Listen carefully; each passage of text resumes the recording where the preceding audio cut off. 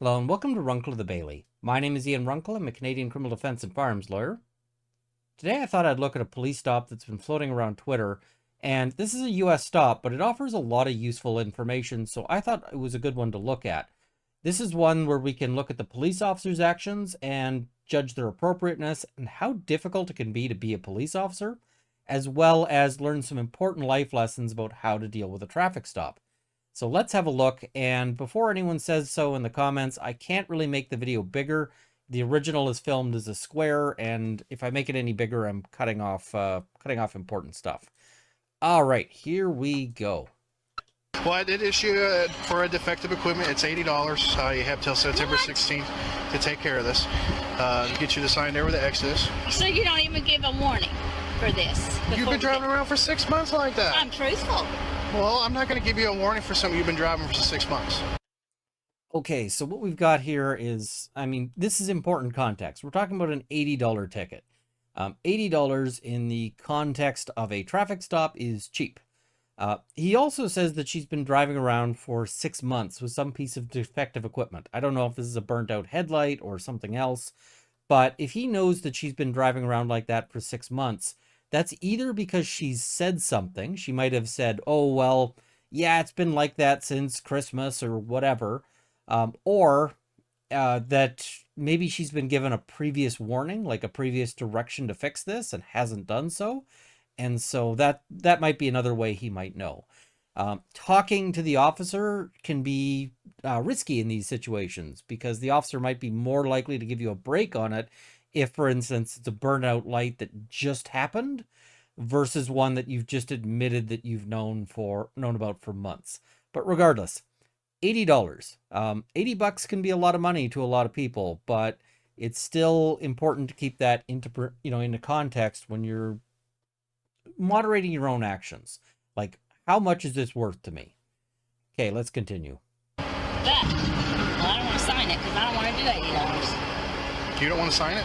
No, because I don't think that I deserve to pay $80 for something that is fixable and I can fix it. All right. That's all you want to do. Go ahead and step out of the car. So she doesn't want to sign the ticket, and she's trying to talk him out of it and so forth. Now, this is something that people often try is, I'm not going to sign this. Well, there's times to not sign things, and there's times to sign things. You may want to talk to a lawyer if appropriate, but here, just signing the ticket is to sign that you received it. Now, different jurisdictions handle this differently. In a lot of places, if you don't sign the ticket, then they just give you the ticket anyway, and the officer will put down something like refuse to sign. But in some places, if you don't sign it, then you transition to this exciting behavior. Now, I don't know for certain this jurisdiction because I don't actually have jurisdiction information in this video. But it appears that by refusing, she is now transitioning herself to an arrest. This is not a great situation. You get the sense that this is somebody who feels or is used to being able to talk their way out of things, to manipulate people. And it's not working on this officer. She's tried the, hey, can I have a warning? He said no. She's like, well, I don't want to sign this. And now it's getting serious because now she's engaging in non-compliance. And you have to know when you can and can't, or when is safe and not safe to refuse to comply. So here it looks like she's quite possibly going to get arrested to process this ticket, which most people would rather spend $80 to avoid arrest. And here she might have been able to talk the officer out of arresting her if she said, whoa, whoa, whoa, I'll sign right here. Let's see if that's what she does. Why? Because you're under arrest. Step out. Step out of the vehicle. No, I'm not. Step out. No. Step out. I'm giving you a lawful order. Step out. Yeah, this is entirely the wrong approach. And this is like 12-year-old behavior. She looks a lot older than 12. I'm going to guess she's older than 12. So, no, I'm not under arrest. Think hard about this one because it's fairly obvious that I'm not under arrest is not actually a strategy that works in the real world. In the real world, you can't just refuse to be arrested. Hey, you killed 6 people. but I'm not under arrest, though. No. This is the part where you get out and, try to avoid things escalating. But instead, she's rolling up her window, she's making things extra difficult, and now we've got a battle of wills. The police officer's not going to back down. He's not going to go back to the station and tell all of his fellow officers, hey, look, I was going to write this woman a ticket, but then she said no, and she rolled up her window, and so I let this old woman beat me. You don't want to be in a battle of wills with a police officer because they are much better armed to win it, including with literal arms. Like, they're literally armed. All right. You be fair with me, and I'll be fair with you. Step back. This is not a point where it's a negotiation, right? She's still trying to get out of this $80 ticket, and she should be realizing that it's long past the $80 ticket. The $80 ticket is now a happy memory of what things could have been. But they can always get worse. Out. No. You're under arrest. No, I'm not. I'm placing you under arrest. Step You out. are full of because you're not placing me under no arrest. So the negotiation, the bargaining didn't work. Now she's getting really upset. And, a lot of this manipulation happens kind of nicely and sweetly, and then it transitions to something less so. I got nothing against asking an officer, hey, can you let me off with a warning? And the officer might, but if they don't, you got to realize that there is serious risk to playing this game. Do not take off. Shut up and give me that and I'll sign it. Step out. No. We're beyond that. You want me Step to- out.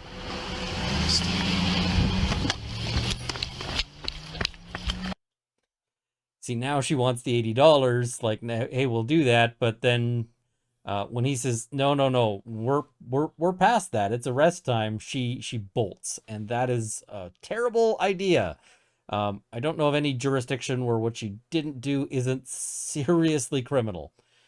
So let's see how bad this can get. He's getting in the car, he's pursuing. All right, so you've turned an $80 ticket into a situation where you've got a gun pointed at you. I would personally probably spend $80 to not have a gun pointed at me. Now, in terms of looking at this this officer's actions so far, this officer has been pretty reasonable. He said, like, hey, I'm not giving you the, I'm not giving you the warning.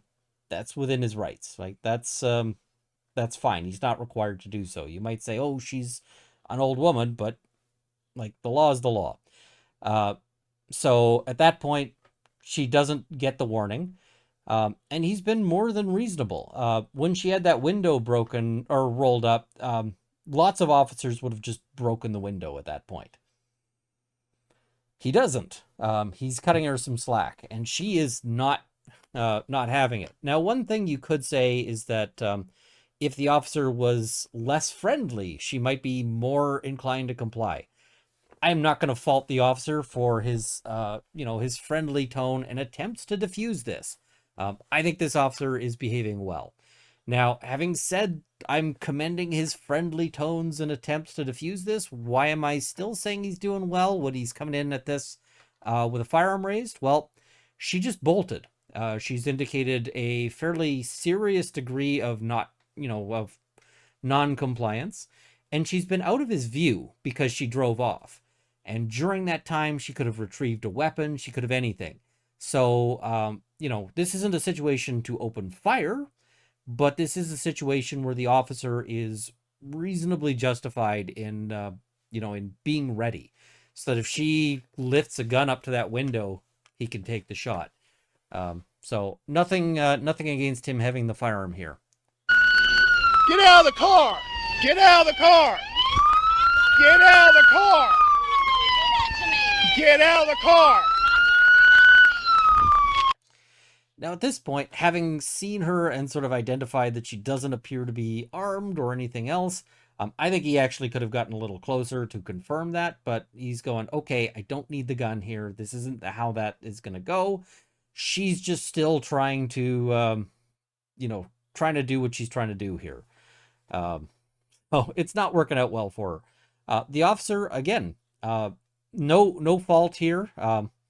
it's kind of interesting to note that he's left-handed apparently, but yeah, he immediately is like, okay, don't need the gun right now, gonna holster that. Good for him. Get out of the car. Get out of the car. You better leave me.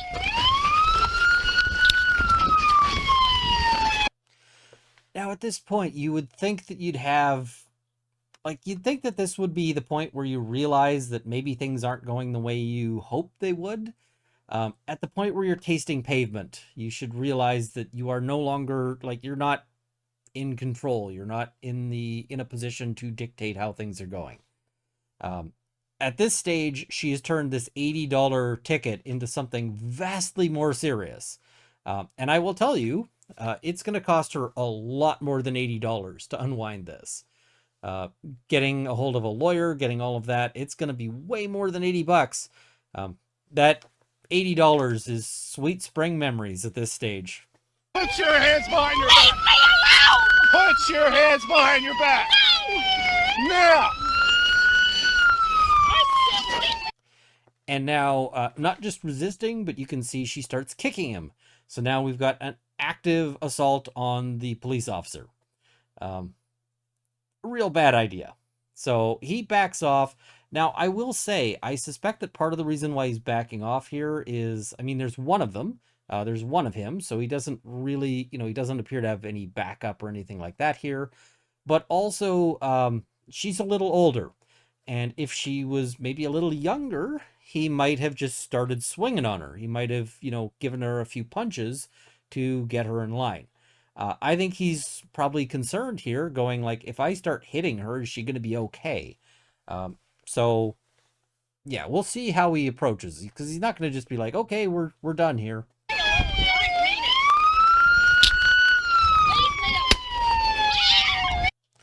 So, really, that was a smooth draw. He draws the taser, the conductive energy weapon.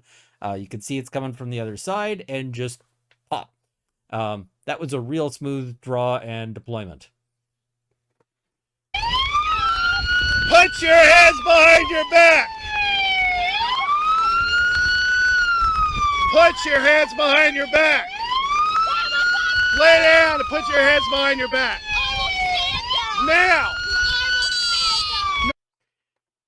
She's like, she's really got to get some sort of control, some sort of win in here. She's like, I'm going to stand up. That's what winning looks like at this point for her, is that she's going to stand up. And it's not going to happen. The officer is just, he's tired of this. She's run out of rope. No, you will not. You're going to get it again.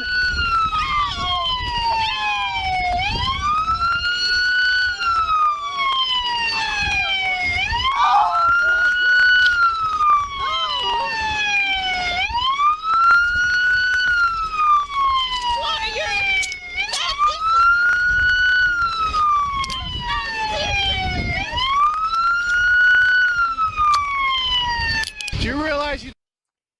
So, yeah, started off, now she's in bracelets. She's face down. She didn't get that win of standing up, but it's a rough day for her. just got yourself in a whole lot more trouble? What? For running? Oh, I didn't run. You ran, though. Like, that was running. I mean, maybe you didn't use your legs, but when you bolt in a car, that's running. I told you weren't going to arrest me. How did that work out for you? It just doesn't work that way. I pulled in here thinking that you would have gone. You hurt? Yeah, I'm hurt. What hurts? Everything. Alright, I got EMS on the way, just hang tight. You got a what on the way? I got an ambulance on the way, check you out. Ambulance? I don't need an ambulance. Well, you just said it hurts everywhere. If you tell the officer that it hurts everywhere, you're gonna get checked out. Like, the officer's not going to... Because think about it the other way. She says, I'm in pain, I'm hurting. And the officer says, okay, well, let's get you back to the station. And then she's gonna say, my rights were violated because I'm injured and I never got medical attention. So the officer here is being careful. good for him, right? She got tased. She might have medical complications. Uh, I don't know what she's got to pay for this ambulance, so that might be one of her concerns here. Tase, so they gotta check you out. You did not have to taser me. You wouldn't comply, you wouldn't get out, and then you tried to kick me. So Why? yes, You didn't have to taser me. What else did you want him to do? Did you want him to boot you in the face? Like, because I mean, I guess that was an option. He could have kicked you. He could have used, his baton. All of those were options. He could have pepper sprayed you. Would that have been preferable? Um, I think the taser was actually a pretty solid choice here. And the other thing is that they're having this discussion. He's still very much being polite. He's explaining to her what's going on. But the other thing that if I'm a prosecutor, the other thing I really like about this interaction is that this is all being recorded on his body cam, right? So this might end up as evidence in a court case. If I'm the prosecutor, I really like that he's explaining his motivations and his rationale and justifying his actions here, because that goes in at trial. And so he gets that gets to go in, and you get to hear this officer's voice being reasonable and calm and setting out why he had to taser. This is really bad for her. Now she's turned that $80 ticket. Now she's getting a free car ride. This is a really bad scene for her. I did. Yeah, I tried to kick you because Yeah. I'm a country girl. Because no, I And didn't you got like being tased thrown on because the of floor. it. I tried to kick you because I'm a country girl. That is a really bad thing to say on the body cam, because she could have, been like, I was hurting, I was flailing, like all of these defenses that, like, as a defense lawyer, I would have been trying to bring out at trial to say, like, hey, she just was being, like, she's on gravel, maybe she's just kind of panicking, like she's probably not a street fighter or anything like that. Nope, she's just admitted that she intentionally tried to kick him. That's bad. That's a bad admission. It makes it way easy to convict her. Yes, and I didn't like being thrown on the ground. Well, next time, listen to what I'm telling you to do. Next time, listen to what I'm telling you to do. All right, so what can we learn from this? Well, if you go back and you start at the beginning and you look at this in terms of she was facing an $80 ticket, right? If she could have seen the future, if she could have predicted all of the outcomes on this one, do you think that she would have done this? Do you think that this is something that she would have thought of as a good outcome? Do you think that she would have said, I don't think so. One of the big bits of advice, like people say, how do I get out of a ticket? And the answer is that usually you don't. And usually it's a bad idea to try, because trying to get out of a ticket is a way that lots of people end up getting in lots of trouble. And here you can see that she's trying to get out of this ticket, and it's just making things so much worse, like so much worse. There are different people with different sort of interaction styles, and her sort of means of dealing with the world, notwithstanding the fact that she seems kind of like this sweet old woman sort of demeanor, it seems that she's she comes off as a very manipulative sort of person, and she wants to be in control in this interaction. Over and over, you can see that when she's not in control, when she's not getting control, she ups the ante. And that's a tactic that might work for her in various situations. Like it might work for her if she is, upset because she paid for 10 McNuggets and she only got 9. That might work real well. But it doesn't work with police, because police can always take things to a higher level than you might want. And, the consequences are so severe. There are certain contexts where manipulation and refusal just won't work, because our systems are designed to immunize against that, and the courts are one of them. Police is another. They're just places where you can't sort of you can't really sort of bully your way through it. And that seems to be what she's trying to do, and it didn't work out. So I said that there was some important life advice here. And the important life advice with respect to traffic stops is that sometimes you just need to take the L. The officer catches you speeding. He comes up, he writes you a ticket, says, "Do you know how fast you were going?" You say, "Officer, if you're going to write me a ticket, can I just have the ticket?" I don't like to answer those questions because if he says, "Do you know how fast you were going?" Now you're admitting if you say, "Hey, here's the speed." But you can just say, "Officer, you don't have to fight the ticket." And often the value of that is very poor. But we'll have to see. This is especially true if she already had the warning, because if she already got a warning 6 months prior to say, at least where I am, if you've got a vehicle defect, they can give you a thing saying basically you have to fix your car instead of getting a ticket. And if she got one of those and didn't comply with it, then that's a real big problem in terms of what else was she expecting, right? If you already got your warning, you're probably not getting another warning. So, what's this going to cost her? She could probably, take that $80 ticket and add a couple of zeros to it. $8,000 would not surprise me as court costs, and she might end up spending some time in jail as a result of it, getting a record. All of those things in ways that are that can really mess with her life. So don't do it. Anyway, thank you for watching. I hope you found this one to be interesting and educational. Please like this video, share it with your friends, subscribe to see more content. I also want to thank my Patreon supporters. If you want, there's a link if you want to join them below. But at the $50 level, Traveling Science Man, CCFR, CAIM, Canada's National Firearms Association, and the Canadian Shooting Sports Association. At the $30 level, Sights and Arms Limited and Jane Babe and Luxor. And at the $20 level, Lindsay Metcalf, Larry Kalniak, Kyle Fox, Here's a Coin Legal Witcher, Cameron Johnson, Andrew Elsich, Vicky, and Dorky Dane. Thank you as well to the $10 supporters who will be in the crawl immediately following. Yeah, I mentioned that I was going to talk about how it's difficult to be a police officer. I sort of mentioned that we said, hey, if this guy had taken a more strict approach, maybe she wouldn't have thought that she could talk her way out of it. But there's never a right answer. Sometimes an interaction is just going to go bad.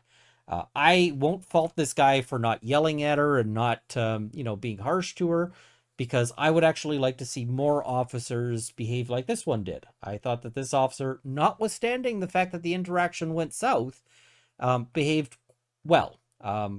This is a situation where, as a defense lawyer, it might be hard to poke holes in it. I can't say that it's impossible, because the news organization that sort of cut that together cut bits out.